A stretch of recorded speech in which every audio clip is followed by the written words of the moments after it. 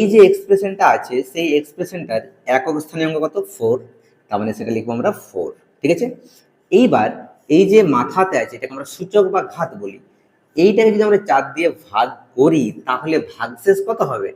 এটা যদি আমরা 4 দিয়ে ভাগ করি তাহলে 4 7 28, 2 2 22, 4 5 20, মানে ভাগশেষ 2 হচ্ছে। তাহলে তুমি ভাগশেষটাকে মাথাতে লেখো। ঠিক আছে, ওকে প্লাস। সেম ভাবে এই যে সংখ্যাটা আছে তার একক স্থানীয় কত হচ্ছে 9। ওকে, নো প্রবলেম।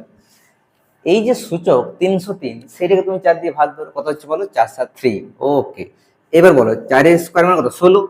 4 এর স্কয়ার মানে 16, তাহলে 16 এর একক স্থানীয় কত হবে? তার মানে আমরা লিখবো 6। ওকে, 9 এর কিউব মানে হয় স্যার 729, তার মানে এটার একক স্থানীয় কত হচ্ছে 9। ওকে, তার মানে 9। ঠিক আছে, এবার 9 আর 6 কত হয়? 15। 15, এবার এই যে 15 তার একক স্থানীয় কত হচ্ছে 5, তার মানে এই যে পুরো ওভারঅল যে এক্সপ্রেশনটা দেখতে পাচ্ছ তার একক স্থানীয় অঙ্ক হয়ে যাবে আমাদের কত? 5।